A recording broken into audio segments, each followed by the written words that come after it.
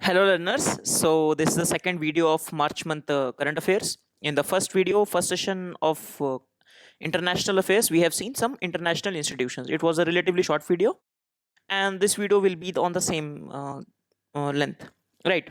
So starting with the summits and initiatives that were in the news, it will be less and less. For example, in the April month, you will find very less current affairs, right? Similarly, on the international affair also, you'll find very less current affairs. In the defense, we will see some of the exercises that were scheduled, they were cancelled. For example, red flag exercise of USA was cancelled, so you'll find that, right?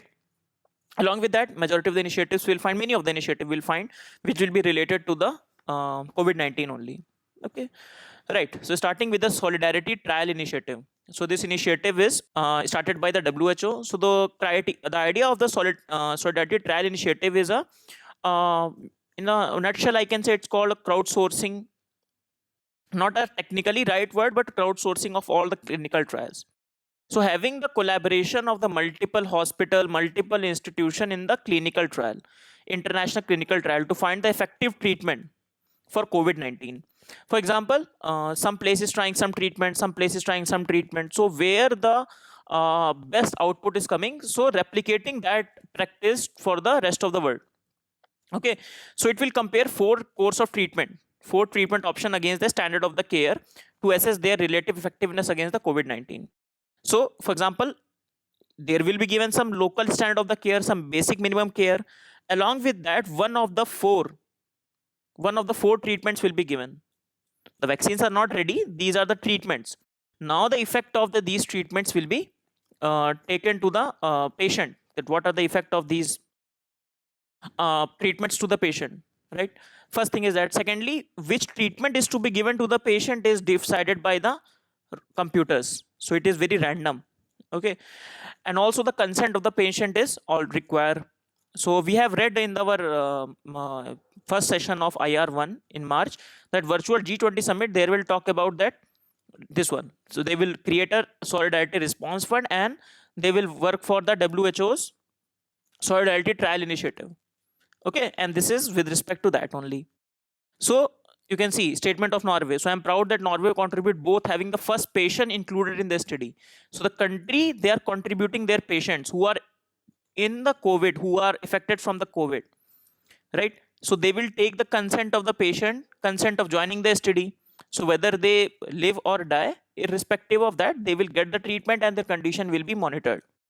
So they will study the different options. Okay, so the rationale is, so they want to increase the need and scale of the trial, right? So the solidarity trial will reduce the time taken by around 80% if majority of the many of the countries and the hospital participate in this. Getting up, and obviously if the sample space is very large, the result can come very quickly, isn't it? Rather than focusing on one hospital in one locality in one country, rather than having the trials happening all over the world under under one umbrella of WHO. Getting my point? So this is the idea behind solidarity trial initiative. Second is COVID-19 solidarity response fund. So from that one only, so response fund, just like PM cares, it was, so you can give the donations to it. It is led by the WHO. So this is directly from the website of this only, solidarity response fund only. Okay, so this is the amount, this much you can donate. You have read CEPI. Some of the funds will go to WHO, some of the funds will go to organizations like CEPI that are working for the vaccine development. Next is International Conference on the Nanoscience and Technology. So this conference was held in Kolkata, right? In the March 5 to 7, before the lockdown was announced. So it was held in Kolkata under the aegis of the Nano Mission and the Department of Science and Tech. Okay, so it is a biennial conference, emphasize on 5Ms, that is mechanical, material, machine, manufacturing, and manpower, and how these 5Ms can be integrated with the nanoscience. You can use this in your mains, science and tech. There is one topic known as the nanotechnology, right?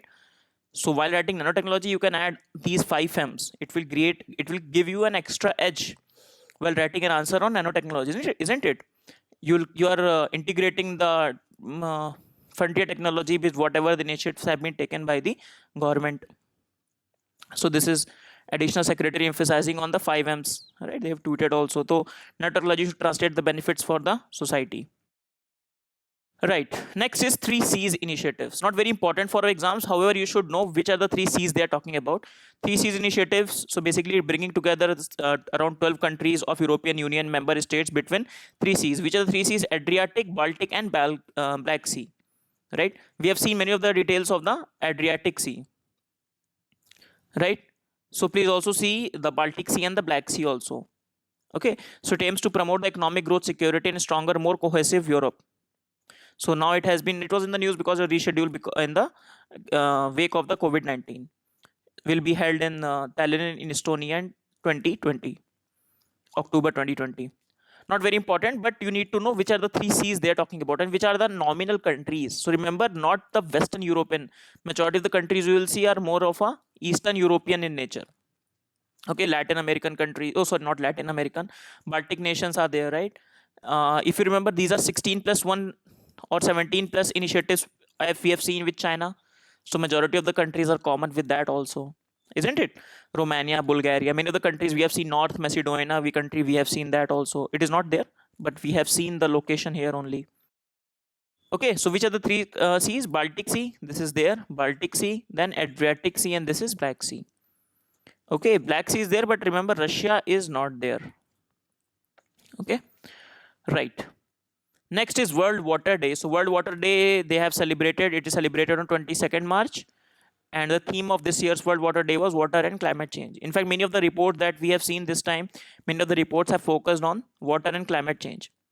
In fact, I was anticipating some essay on relating water and the climate change in the coming times, but it has not been asked. But it can be asked any day because some of the important indexes have come. Comprehensive Water Management Index of Niti Aayog proclaiming a situation of aquacalypse, like in the future groundwater will run out in 21 major cities in India. Right, so situation is not going to go right with respect to the water availability, especially in the context of the climate change. Next is INF Treaty. So that is Intermediate Range Nuclear Force Treaty. So US has formally withdrawn from the INF Treaty. So this treaty was signed in December 1987 between United States and the Soviet, that time USSR. So the idea was to crucial Cold War era treaty banning the development, testing, and possession of the short and medium range ground launched nuclear missiles with the range of 500 to 5,000 kilometer. So with this range, if you're having the missile, then you have to stop everything. You have to stop the development, testing, and even the possession of it. So majority of many of the missiles in deployed in many of the areas of the Europe were taken down. Okay, so this is both conventional and nuclear. Now it has been US has formally get out of it because US says that Russia has violated this treaty. In this current form, Russia is violating this treaty many times. For example, they are saying this particular missile, Novator N9M 729 missile. Okay, that could strike Europe at the short notice. This missile Russia is possessing. So Russia has been violating the treaty. Apart from that, some experts say this treaty, they have one of the factor is China, because China is not party to INF, right? And China has a lot of what medium and long range intercontinental ballistic missiles as well, isn't it? So that is why some experts say that it is not because of mainly, it is not only because of the Russia, it is also because of the USSR, it is also because of the China that US has came out of this INF treaty. US is saying that because of this treaty there is a issue that we should not expand, we should not possess. However, the countries like China are possessing it. So this is not an good for us. Now we discuss some bilateral ones, starting with the reciprocating territory. Okay, so what is reciprocating territory? Nothing very specific. Just remember, UAE is not added to it. So the idea is that some of the courts in the UAE will be listed as the superior courts. So some of the courts in the UAE will be listed as the superior court. So whatever the civil decree they will say, okay, so decree passed by the superior courts of UAE will be enforceable in India also. So for example, the superior court, these designated courts of UAE, they say that this particular person is convicted. Okay, so that person cannot claim immunity by coming back to India if that person is an Indian. Okay, so essentially an order passed by the certain designated courts from the reciprocating territory can be implemented in India by filing a copy of the decree concerned in the district court. Okay, and so called the courts are called superior courts. Superior courts will be designated in the UAE. Okay, and it is also part of it is written in our CPC, Civil Procedure Code, section 44A also. Right, so it is written in our section 44A that execution of the decree passed by the court in the reciprocating territories will be executed in our country also, something like that. Okay, so significance, what is why it is significant? So it will bring down the time required for executing the decree between the two countries. For example, Indian expatriate in the UAE would no longer be able to seek safe haven in their home country if they are convicted in a civil case in UAE. So if they are convicted in the civil case in UAE, they have done some let's say some case or some marriage issue, some civil cases there in UAE, and the courts, the superior courts in the UAE have passed some decree. So he will not have any relief in India. For example, he come back to India, then there will not be any relief to him. Okay, so imagine such as their courts acting as if the court is in India.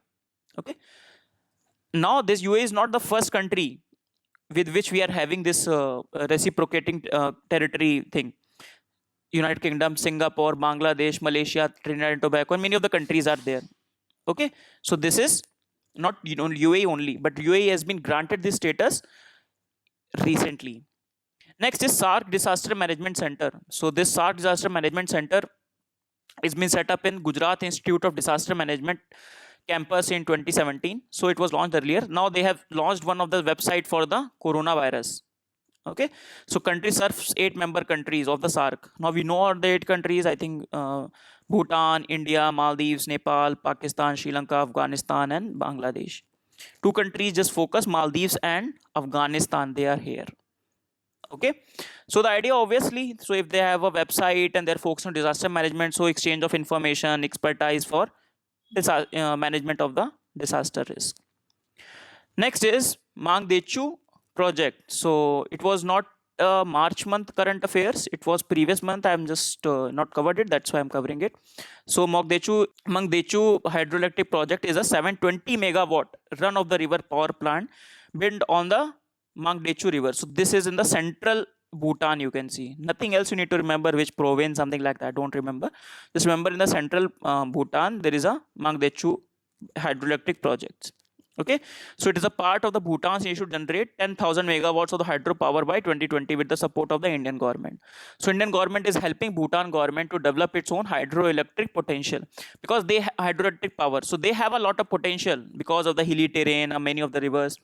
And India has the expertise. So Indian expertise used in Bhutan to develop their own hydroelectricity. Okay. Next is India US Science and Technology Forum. So this technology forum is a catalyst to promote long-term scientific collaboration between India and USA, and obviously now they are working simultaneously for the COVID-19. Okay, so nodal departments are DST of India and US Department of State. Okay, respectively nodal department for this purpose. Right. So collaboration between individual scientists, scientific institutions, and the scientific community at large. Very easy. These things are very easy. Nothing to be explained. More or less self-explanatory things are there. Right. Let's have some country specific news, starting with the wet market. So wet market was in the news because of the China and the source of the coronavirus. Now, first of all, wet markets are not specific to China. They are there in almost many of the countries, many of the Asian countries, and many of the other countries. Wet market is a very general term where where they sell the fresh meat, fish, produce, which are perishable in nature. So if you are selling in a market perishable goods, it is a wet market. Okay, dry markets are there where fabric, electronics, these things are said. Now wet market is specific to the Wuhan province. It was said to be responsible for the COVID outbreak. This particular Huanan seafood whole food market, because it was selling the wild animals also. Right, majority of the wet markets are what, which are perishable items and all these things, fishes and all these things, but they're selling exotic wild animals. Okay, including the illegally trafficked species. Right, so this is why, and only small percentage of the wet markets are doing it, not all the wet markets. right? So some experts believe now that Wuhan wet market played a role. Okay, and also it is also the issue of the how the animals are handled in these wet markets. If you have seen any of the videos, for example, I have seen a video from PETA. PETA, you remember, international organization that works for the ethical treatment for with the animals. So that in the video they have shown how the in the wet markets, mean how the animals are located. For example, they keep all the poultry here, they keep the other animals like this in a very unhygienic condition. So if one animal has the virus stain, it goes, because of the unhygienic, it goes to the other stain. Then those people who are handling, there is no SOP, no standing operating procedure, no hygiene, so it spreads from animal to the people and from people to the people, right? So so this is like, virus can spread more easily if animals are market are sick and kept in a dirty, cramped condition, such as in a stacked cages. Animal are under duress, virus pathogen can intermingle, right? So COVID-19, the virus can jump from food handler customer through exposure to the animal's bodily fluids, and it is said to be one of the source of this only. In fact, the source of the SARS that they have traced later on is was related to the bats, and bats are also sold in these markets for eating purposes. And also not only eating purposes, but also many of the uh, these exotic wild animals are used in the medicinal purposes as well. Okay, and they are found in these wet markets. So remember, wet market is not only specific to China only. Then important judgment happened in the Hague Court judgment. So it's a court judgment of the Dutch government. However, implications are said to be huge. So what they have just so like we have Aadhaar, the Dutch government have a system known as SYRE, that is System Risk Indicator, right? So SYRE developed by the Dutch government. Now the Dutch Supreme Court, or the court of the Netherlands, has ruled against and calling it ultra vire or unconstitutional. Okay. So why the Dutch government has developed this SYRE? So the based upon the algorithm, what is this SYRE is? So based upon an algorithm, this system concludes the risk score of an individual. Okay. So they take analysis of data, taxes, for example, what taxes, just one second, what taxes a person pays, right? What are the land records, land he possesses, employment records, and all these things. What are these details are with respect to the person, right? So based upon that, it calculates the risk score of the person. Now the court says, the Hague Court says that it violates the data privacy and the human rights concern. Okay. So the court found that the new technology to control the fraud as acceptable, but it held SYRE is invasive and violation of the privacy guaranteed by the UN human rights and the EU's General Data Protection Regulation, GDPR. We have read about GDPR. Okay. Implications similar to in India also, Supreme Court judgment on the Aadhaar, right? So it attempted to balance social interest with the person privacy. Okay. So in this context, so it was explained in the Indian Express in the article, when they explain that how Dutch ruling means for the digital identification schemes worldwide. It, in fact, it can set up a precedence that this is the minimum basic standard that any system of this measure should have a, this must standard everyone should follow. If they cross this, if they violate this criteria of data privacy, then it will not be acceptable. Okay, right? Especially important when all over the world a lot of issues on data privacy, data protection are important. In 2019 itself, 2 questions have been asked on the data only. Okay, they have asked one question on the localization dictum by the RBI, and second question was asked on this GDPR only. GDPR was in news with respect to which country? So it was with respect to the European Union. So they were asked 2 questions. Now in India also, this BNC Krishna committee was formed, especially post KS Puttaswamy case, to have a comprehensive data protection bill, BNC Krishna, right? Now they have come up with a draft act. Now the government itself built their own act. I will discuss it in the February month or in the March month, Science and Tech. So they have come up with personal data protection bill, our government. Now the BNC Krishna himself has said this bill is very different from what I have drafted. So the committee was formed, it drafted one bill, right? So bill 1, for example. Then the government has drafted one bill, and this bill is very different from this. So BN Krishna himself is say it is not in alignment with the draft, and it can turn India into an Orwellian state. Now Orwellian state, again, it has itself is a long history behind it. 1984 book by George Orwell.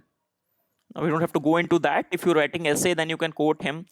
He talked about a surveillance state, right? And it was further these prediction, or you can say the novel of the George Orwell became to the fruition when we talked about Project Prism of USA or Edward Snowden case.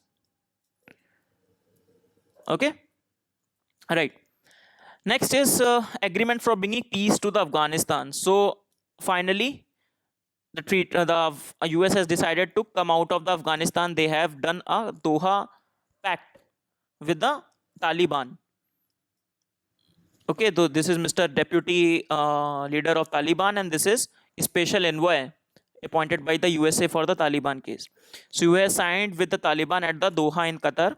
Some of the features we'll discuss in detail. So withdrawal of the force, release of prisoners, recognition to the Taliban. Now, story of the Taliban, it's a long story. How the Taliban was created, right? How Taliban created initially, how Taliban, concept of bad Taliban in the versus the good Taliban. My students in the internal security class have read about this. I've explained in detail how Taliban was created, what's the difference between bad Taliban and the good Taliban.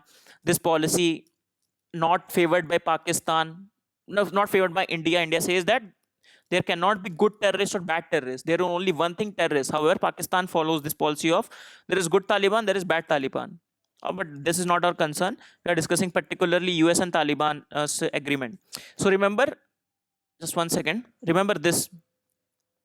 If the question comes, agreement from bringing peace, agreement for bringing peace. So this particular agreement was in news for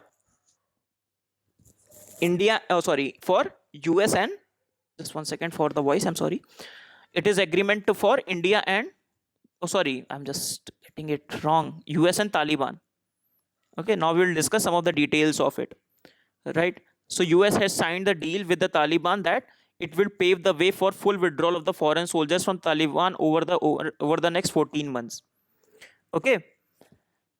Now, some of the details that are discussed about it. So what are the different details? So just one second, let us discuss this. Key elements. First is troops withdrawal. So Taliban has always wanted that, okay, what Taliban says. There are many stakeholders, Taliban, government and US.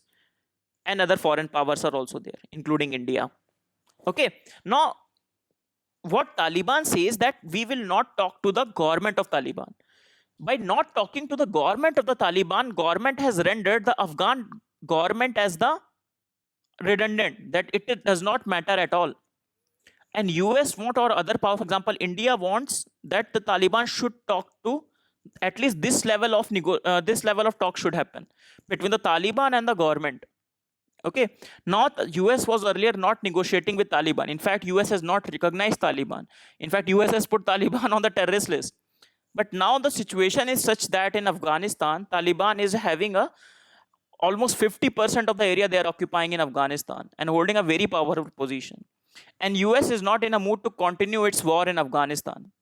They have lost billions of the dollars, thousands of the troops in Taliban, right? In fact, Taliban is said to be is the new Vietnam of USA. Okay, so what they first what they have said that we will withdraw all the troops. So US will withdraw all. First of all, they will withdraw in 135 days from 14,000 troops to 8,600 troops. Secondly, within 14 months, they'll withdraw all the troops. Right? So the Resolute mission, which was the alliance of the partner, for example, US and the alliance, their all forces under Resolute would reduce their military presence in the country in the recognition of the new agreement. Okay, currently around 39 countries are contributing to 17,000 troops in these countries. US, UNSC and NATO and all these countries. Taliban has committed, Taliban will not allow any of its member itself or members including the Al-Qaeda, to use the Afghanistan soil for US countries and its allies. Okay, not including India. So Taliban will not attack US. Taliban will commit to the agreement. Right? Taliban would engage with the Kabul government. This is important. Then only the lasting solution can be found. And this is where Indian government is not changing its stance towards the Taliban. We'll discuss Indian government's stance. So for the lasting solution of the civil war, obviously civil war is going on. Then now sanctions removal, right? So UN sanctions on Taliban leader will be removed within 3 months, and this UN sanctions and the US sanction both will be removed, right? Then prisoners release, you will release around prisoners of Taliban. Then some ceasefire will be there. So, for example, for a prelims perspective, what is important for our prelims perspective, that this agreement's name, Doha Pact, or the name of the agreement which belongs to that. Secondly, from mains perspective, it becomes really important that what is happening in Taliban, right? Because what happens in Taliban in Afghanistan has a huge security implications and geostrategic, geoeconomic implications for India. We have read about Central Asia, right? India's relation Central Asia. Many things depends upon it. Heart of Asia Summit, we have read that why peace in Afghanistan is essential to the peace in Indian subcontinent. Okay. Now, India's stand on Taliban. Now, earlier India was, when Taliban was in government in Afghanistan, India was not having any talk. For example, 1996 and 2001, India did not recognize diplomatically and officially the Taliban government. So that means Taliban versus India always remain at odds. Taliban has also never negotiated directly with Taliban since this hijack happened, right? IC-184, there are many movies have also been built on it. So there was a hijack. So the plane was taken to the Kandahar. So since that time, India was not negotiating with Taliban. Last year, some Moscow talks happened. Moscow-led talks happened. So India sent not the official designation, but its non-official representatives. So the idea of India was that India wants the Afghanistan government to be recognized as the legitimate, because that they think they are the legitimate promoter of democracy. They are democratically elected, and Taliban is a terrorist organization. Now, with respect to this Doha talks, India for the first time decided to engage with Taliban and send its envoy in the signing of the peace pact, right? So India's envoy to the Qatar, India's ambassador to the Qatar, Mr. P. Kumaran, was sent at the ceremony, and this is significant.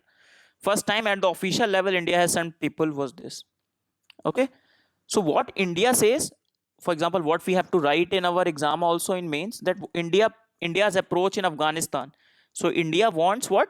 Political settlement through Afghanistan-led, Afghanistan-owned, and Afghanistan-controlled process. Okay. So India's consistent policy is to support all the opportunity that can bring peace, security, and stability in Afghanistan, and violence, cut ties with international terrorism, and lead to a lasting political settlement. Right? So India's problem in the Afghanistan, as the Taliban people say, as the Taliban will gain foothold in the Afghanistan, the Pakistan influence will increase and India's influence will decrease. And this is one of the worries of India. Right? And we will see what happens later. However, this is what Indian response has been. India is not talking with Taliban. Last year, Moscow-led talks happened where India has sent its non-official recognition.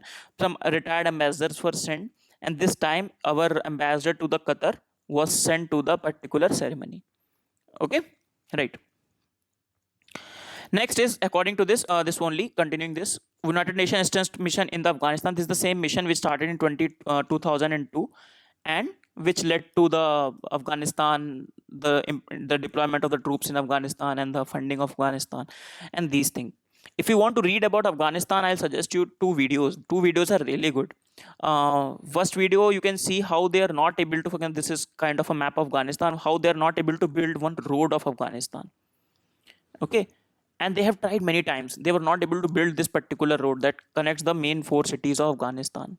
Second video is where they explain, you can type and you'll get it, how Taliban was formed. The origin of the Taliban, right? How these people, Taliban means student. How these students were radicalized and indoctrined, anti-USA, anti-India instance. Okay? Right, in the Pakistani jihadi camps. Right. Next is not very important. Government to government agreement of the jet engine technology development happened between India and the United Kingdom. Not very important, but just for the sake of covering, United Kingdom and India had this particular agreement. Actually, that happened in the February month. Okay. So for the defense deal in future, and US will be giving, will be giving preference. The last one is HR 745. This will so this is a US House resolution on Kashmir, HR 745, right? So basically, this resolution was held in this United States Parliament. So urging the Republic of India to end the restriction on the communication in the Jammu and Kashmir swiftly as possible and preserving religious freedom for off restriction. And I'm telling you, this not gonna come in examination at all.